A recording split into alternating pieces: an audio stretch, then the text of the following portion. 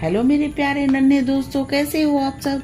सबसे पहले मेरे प्यारे नन्हे दोस्तों का बहुत बहुत धन्यवाद मेरी कहानियाँ सुनने, लाइक, शेयर और सब्सक्राइब करने के लिए।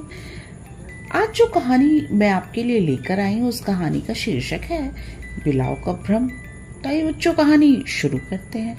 उत्तर दिशा में अबोध शिखर नामक पर्वत पर दुर्दांत नाम का एक सिंह रहता था। वो बहुत ही पराक्रमी व बलवान था। जिस गुफा में वो रहता था, उसी गुफा में एक चूहा भी रहता था। सिर जब रात के समय गुफा में सोता तो चूहा उसकी गर्दन के बालों को काट जाता। जैसे ही सुबह उठकर शेर अपनी गर्दन के कटे हुए बालों को देखता तो उसे बहुत क्रोध आता। ये सिलसिला काफी समय से चल रहा था। महापराक्रमी होने पर भी शेर उसका कुछ नहीं बिगाड़ पाता था। एक बार चूहा उसे नजर आया तो क्रोध में भरा शेर उस पर झपटा, किंतु जैसे ही उसने पंजा मारा, चूहा झट से अपने बिल में घुस गया। इससे शेर और भी अधिक खींच गया और मन ही मन सोचने लगा, छोटे शत्रु का तो कोई बलवान भी पराक्रम से कुछ नहीं कर सकता। इससे निपटने के लिए किसी इस जैसे ही छोटे जीव से मित्रता करके इसका नाश करवाना पड़ेगा। यही सोचता हुआ शेर जंगल से जा रहा था कि रास्ते में उसने एक बिल्ली को देखा।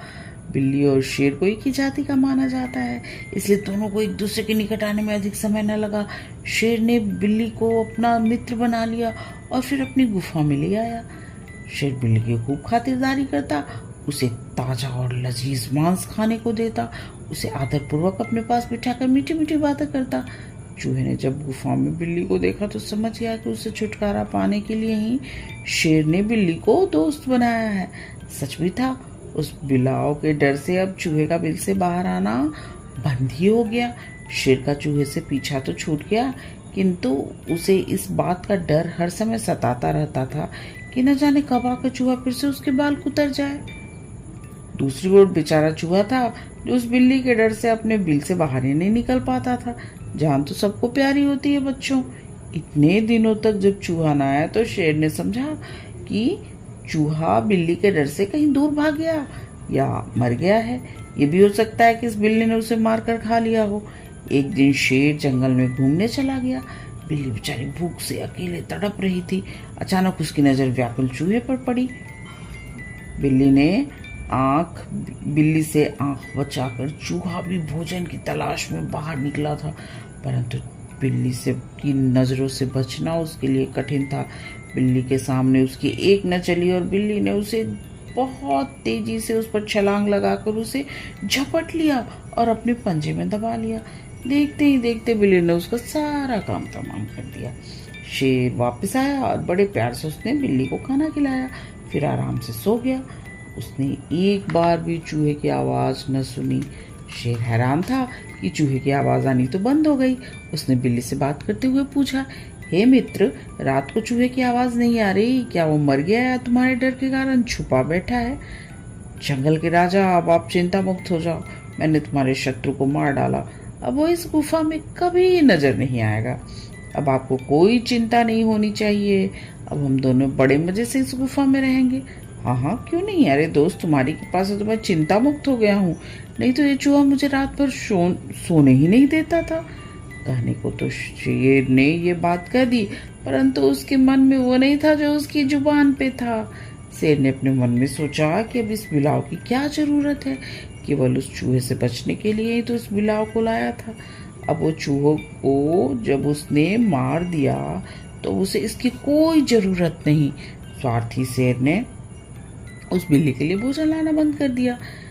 थोड़ा बहुत जो भोजन बचता बुझे हुए दिल से उसके आगे डाल देता।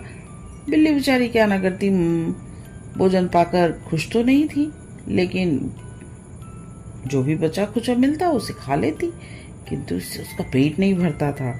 वो समझ गई कि शेर ने चूहे के खात्मा के लिए उसे बुलाया था और अब जब चूहा ही नहीं है तो उसे उसकी कोई जरूरत भी नहीं है। ये मित्रता नहीं थी, ये तो जरूरत थी। अब जब उसके दुश्मन का खात्मा हो गया तो उसे मेरी जरूरत नहीं है।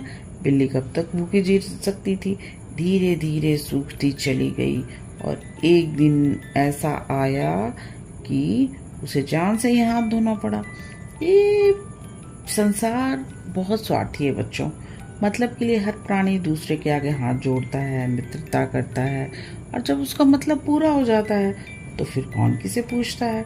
सारा संसार स्वार्थ की आग में जल रहा है। तो बच्चों, अगर आपको मेरी आज की कहानी पसंद आई तो प्लीज़ मेरे चैनल को सब्सक्राइब करो, और मेरे प्यारे नन्हे दोस्तों, आप आराम से सो जाओ और सपनों की दुनिया में खो जाओ।